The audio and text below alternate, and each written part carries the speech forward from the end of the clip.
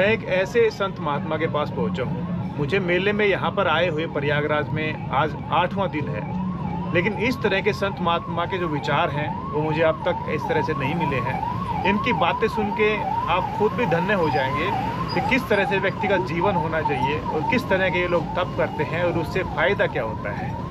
किसी व्यक्ति को अगर किसी तरह की प्रॉब्लम होती है तो क्या साधु महात्मा के पास आने से दिक्कत दूर हो जाती है, या फिर आप लोग अपना खुद का कुछ भी काम करते हैं, बाबा लोगों से संबंध रखते हैं, या अपने परिवार में अपना एक गृहस्थ जीवन जीते हैं, तो उनसे आप सबको क्या फ़ायदा रहेगा? क्या उन्हीं से हम साधु संगत या फिर उन्हीं से कोई इस तरह की कोई उपलब्धियाँ प्राप्त कर सकते हैं? क्या उन्हीं से हमारा भला हो सकता है? बाबा के विचार सुन के आप लोग खुद स्तब्ध रह जाएंगे कि साधु महात्माओं के विचार किस तरह के होते हैं। पूरे मेले में इस तरह के विचार या इस तरह की कोई भी वीडियो हमने अब तक नहीं देखी है। तो बाबा से बात करते हैं, इनसे पूरी जानकारी लेते हैं, थोड़ा सा इनका अनुभव आप सबको साझा करने की कोशिश करते हैं। बाबा प्रणाम आपको। साधुवाद और आपके तप को देख के तो मैं खुद ही निशब्द हो गया हूँ। तो हमें इसके बारे में ज़्यादा जानकारियाँ नहीं हैं। इस तरह से बहुत से साधु महात्मा हैं, संत महात्माएं हैं, वो तप कर रहे हैं अपने अपने प्रकार से। तो आपने भी एक विशेष प्रकार का ये आवरण और ये इस तरह से आपने रुद्राक्ष सर पे धारण कर रखे हैं। तो मैं तो चाहूँगा कि आपके बारे में थोड़ी जानकारी मिले, आम जन तक पहुँचे कि ये तप किस प्रकार का है, किस तरह से आप कर रहे हैं और आपने ये कितने रुद्राक्ष अब सर के ऊपर धारण कर रखे हैं। ओम नमो नारायण। ओम नमो नारायण जी। हमारे लगभग 5100 रुद्राक्ष हैं और ये एक प्रकार का हठ योग है। हठ योग कहेंगे इसको? हाँ, हठ योग कह सकते हैं। क्यों जी, अपना कोई अपने शरीर के ऊपर भार तो चाहता नहीं कोई भी जी नहीं। तो आप ये कितना वजन, आपने वजन भी आपने देखा है या फिर सिर्फ 51 आप? ये हमने अपने काफ़ी सब कुछ मिला के तोला तो नहीं, लगभग 15 से 20 किलो के लगभग। 15 से 20 किलो। 2400 घंटे रखते हैं आप? ये सुबह आरती के बाद से रखते हैं, पूजा वूजा करके अपने पूजा कार्य निपटा के तब। और शाम को कितने बजे तक? शाम को जैसे दोपहर को भोजन करते हैं तो अपने भगवान को भोग लगाते हैं, तो अपने भोग लगा के फिर विराम करना होता है, तो भोजन करके फिर बाद में अपने शाम को फिर उतार देते हैं। तो कितने वर्ष हो चुके हैं इसको? लगभग 5 वर्ष हो गए। 19 कुंभ से यहाँ से जाने के बाद ही शुरुआत। जाने के बाद तो बाबा आपने ये क्या कैसे विचार उठा आपके, या फिर आपके गुरु देव ने बताया कि इस तरह आपको ये तप करना है, हठ योग ये करना है? कहाँ से ये विचार उठा? ना गुरु जी लोग तो नहीं कहते हैं हठ योग करना। गुरु जी लोग तो कहते हैं हमेशा जन की सेवा कर रहे हैं आप लोग। गुरुजी ही कहते हैं? गुरुजी नहीं कहते हैं। गुरुजी हमेशा ये कहते हैं कि सेवा करो, सेवा करो। हाँ, ये तो हठ योग तो हम लोग अपने आप लेते हैं। ये जितने भी संत महात्मा अपने तप कर रहे हैं स्वेच्छा से कर रहे हैं? स्वेच्छा से करते हैं। कौन सा तप करना, हाथ खड़ा करना है या फिर आपको खुद खड़े रहना है या फिर रुद्राक्ष दान करना है? अब जैसे हम भी रहते 40 दिन खड़े सूर्य रहते अपने कक्कड़वाल में, पेवा के साइड है। अच्छा। हाँ, वहाँ पे 40 दिन रहे तो लगभग 6 बीघा जमीन एक सदस्य ने दान दी थी। अच्छा। तो हम वहाँ विद्यालय को दान दे आए। आप विद्यालय को दान दे के आ गए? हाँ, पेट्रोल पंप के पीछे ही जस्ट। अच्छा। तो ये आपका आपने कोई प्रण ले रखा है? कितने समय तक रखेंगे इसको सर? ना, कोई प्रण नहीं। अपने 5 साल हो गए हैं। अब दूसरा कुंभ हो गया। पहले हरिद्वार का कुंभ हुआ, अभी अपना प्रयाग का कुंभ है। ऐसे अपने जब तक चाहेंगे। आपका जब तक मन करे तब तक रखेंगे? तब तक, बाद में फिर हटा देंगे। तो बाबा मैं आपके थोड़े से जीवन के बारे में जानना चाहूँगा। आपने ये जो साधु संगत है, कब आपके मन में ये विचार आया और कहाँ से आपकी ये चीज़ें शुरू हुई? जैसे हमारे पिताजी हैडल में नौकर थे, हमारे दादाजी भी हैडल में नौकर थे। ऐसे भी बीसलपुर है ये, पीलीभीत जिले में, उत्तर प्रदेश में। अच्छा। वहाँ से हैं। अच्छा। तो हमारे पिताजी थे तो हम भी इस साइड से ही काम करते थे। इसको विद्यालय तो जाना हो नहीं पाया अपने, क्योंकि ट्रांसफ़र होते रहे बाप पिताजी के काफ़ी। अच्छा। कई ट्रांसफ़र हुए उनके अपने इस जिले में। अच्छा काम करते थे, लाइन हर जगह लाइन शेष लाइन पोस्ट करती थी उनकी, लाइन में इनकी। अच्छा। हाँ, तो ट्रांसफ़र ज़्यादा हुए तो उन्हें उस टाइम विकास हो रहा था, तो हर एक गांव बनाने के लिए जरूरत पड़ती थी। तो वही योग्य सदस्य थे, तो खूब अपने उन्होंने लगभग 25 गाँव बनाए। फिर बाद में हम भी जब 10-12 साल के हो गए, फिर उनके पैर में चोट लगी 11,000 लाइन से, तो वो ऐसे हो गए। फिर उनकी जगह पे हम जाने लगे ऐसे। अच्छा। फिर हम सीख गए, तो ऐसे एक एल में कंपनी आई, तो हमने भी 35-36 गाँव बनाए। अच्छा। बिजली के, लिविंग के भी। ठीक है। उसके बाद फिर अपने साधु संत तो पहले ही से रहते थे वहाँ पे। अपने बाबा जी हैं। अच्छा। हाँ, गणेश दास जी श्री महाराज आएंगे भी यहाँ पे भी। अच्छा। हाँ, उनके साथ में रहते थे अपने घर जाना, उनके साथ में रहना। अच्छा अच्छा। हाँ, तो ऐसे ही महात्मा लोगों से मिलते मिलते तो इधर बरेली आ गए। अच्छा फिर बरेली जुड़ ही गए बिल्कुल महात्मा लोगों में। अच्छा। कितनी वर्ष उम्र थी उस समय आपकी? उस टाइम लगभग 17-18 साल। 17-18 साल थी। तो आपको बाद में मन हो गया कि इनसे जुड़ जाते हैं? हाँ, ये धर्म अपने जैसे कि सदस्य कोई भी धर्म के लिए नहीं खड़ा होना चाहता है। अच्छा। कहते तो जैसे बोलते तो है हम लोग सनातन धर्मी है, सनातन धर्मी है, लेकिन जब धर्म की बात आती है तो कोई भी नहीं।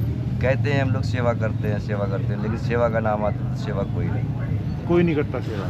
कौन करता है? आप समझो, ट्रेन पे भी कोई भी साधु जाता है, नहीं ट्रेन से जाता है, तो हम लोग चाहें तो उससे स्टेशन पे पूछ के महाराज आपका ट्रेन कट करवा दिया जाए, कि इतने योग्य सदस्य नहीं होते हैं। या कहीं पे अगर भिक्षा कर रहा है तो उस टाइम खिला के उसके पीछे नहीं जाके देख सकते हैं ये क्या कर रहा है, कहाँ रह रहा है।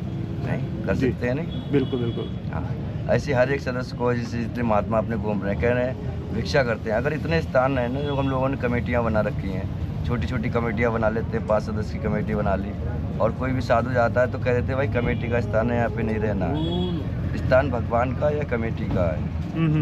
तो आप ये विकार हटाइए, अपने अपने मन की सोच हटाइए। और जो भी अगर साधु संत यात्रा में भी आते हैं तो ये अतिथि की तरीका सम्मान करें उसका। जैसे कहते हैं ना, अतिथि देवो भव, तो जब अतिथि नहीं आए तो भगवान कहाँ आएंगे? बिल्कुल बिल्कुल। नहीं। बाबा, आपकी उम्र के बारे में कितनी उम्र हो चुकी है आपकी? लगभग 36 साल हो गई। 36 साल हो गई है। तो आप घर से संपर्क है आपका भी? ना, घर से कोई संपर्क नहीं। घर से पहले भी नहीं था।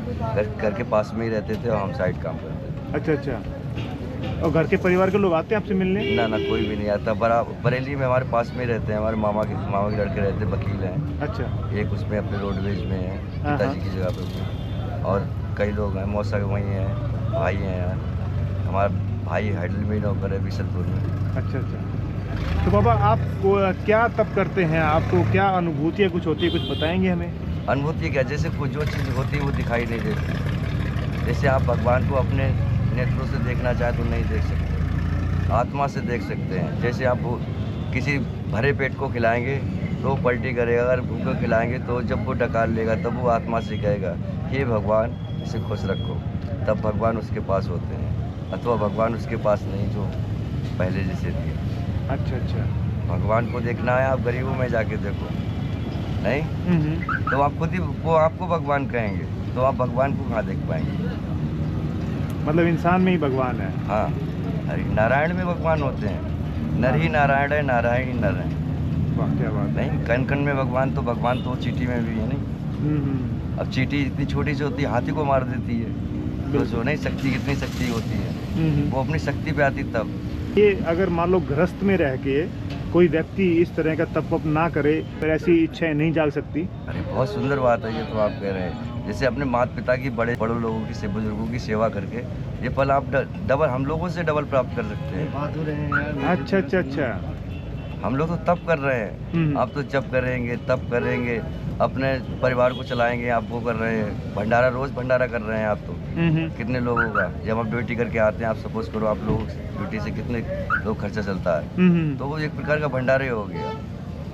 अरे वाह, क्या बात है, क्या बात है। हम लोग गाय को भोजन कराते हैं, वो भी तो एक दान हो गया।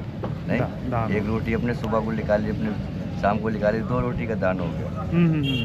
दान तो किसी प्रकार से कर सकते हैं। बिल्कुल बिल्कुल। एक मुट्ठी अपने चीनी मिला के आटे को अपने लाखों चींटियों को दान कर सकते हैं। लाखों लोगों में दान करने में बहुत समय लगेगा। बिल्कुल सही है। समय भी लगेगा, खर्च भी लगेगा। फिर बहुत बढ़िया। तो कोई कर सकता है, कोई भी कर सकता है। बाबा, बहुत ही महत्वपूर्ण और विशेष बात जो मेरे दिल को छू गई। तो आप लोग ये धोने वगैरह पे तपते हैं, या फिर आपने मान लो रुद्राक्ष सर पे लगा रखी है, तो इनसे क्या, ये जो हठ है, ये हठ योग होता है, इनसे क्या प्राप्ति होती है? थोड़ा कुछ अगर आप बताना चाहे तो बता सकते हैं। जैसे ये शक्तियाँ होती हैं वो आपको दिखा भी नहीं सकते। जैसे अपने कहते हैं ना, जैसे तांत्रिक लोग, तांत्रिक वही हो जाता है जो अपनी शक्ति को बार बार दिखाता है, प्रयोग करता है उसका गलत प्रयोग, तो उसे हम लोग तांत्रिक करने लगते हैं। और जो अपने शांत स्वरूप, अपने शांति में रहता है, उसे सिद्ध कहते हैं। अच्छा अच्छा अच्छा अच्छा। मतलब वो शक्तियाँ या जो उपलब्धियाँ बताने की नहीं होती है। हाँ, वो दुरुपयोग करने की नहीं। जैसे किसी को हम लोग जैसे कहते हैं कि उसके किसी के पुत्र नहीं होता है, निर्वंशीय होता है, उसके पुत्र हो जाता है। जिसके कोई 7 जन्म तक बच्चे नहीं होते, उसके बच्चे हो जाते हैं। आप लोगों के आशीर्वाद से? हम लोगों ने, गुरु लोगों के आशीर्वाद से। वो जो आशीर्वाद देता है वो कोई और होता है। क्या बात है, बहुत गहरी बात है। मतलब साधु महात्मा लोग स्वयं पे बातों को लेते ही नहीं है और आप उन्हीं बातों की तरह कह रहे हैं। बाबा बहुत अच्छा लगा मेरे को।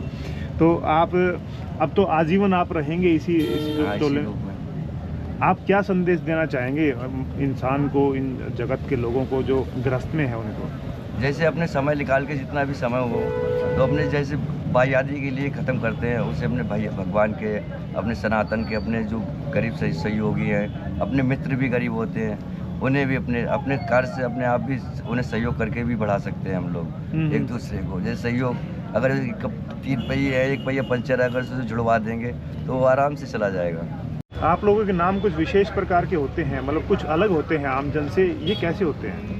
ये जैसे हम लोगों के नाम पदों के ऊपर होते हैं। जैसे एक अपने जब संन्यास में प्रवेश करता है तो हम लोग उसे ब्रह्मचारी कहते हैं। फिर महापुरुष बन जाता है वो अपने उस जनेऊ संस्कार होके।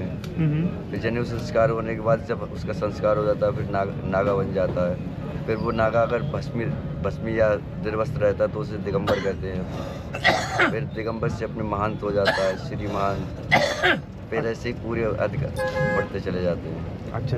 और आप लोगों के नामकरण जो ग्रस्त से आते हैं उसके अलावा बदल दिए जाते हैं? हाँ, कुछ नाम बदल दिए जाते हैं, कुछ उसी में रहते हैं। जैसे आगे का अपने नागा बाबा अमित गिरी, तो नागा बाबा और गिरी ये दोनों जोड़े गए हैं, अमित हमारा नाम है। अच्छा। तो गिरी क्यों लगाते हैं? गिरी एक जैसे अपने गिरी, वैसे तो अपने ज्ञान को गिरी कहते हैं। अच्छा, ज्ञान होता है उससे। क्या बात है बाबा, बहुत बहुत धन्यवाद। आपकी बातें सही में प्रेरणादायक और एक शिक्षाप्रद हैं। मुझे बहुत अच्छा लगा आपसे बात करके। बहुत बहुत शुक्रिया, धन्यवाद बाबा, आपका आभार।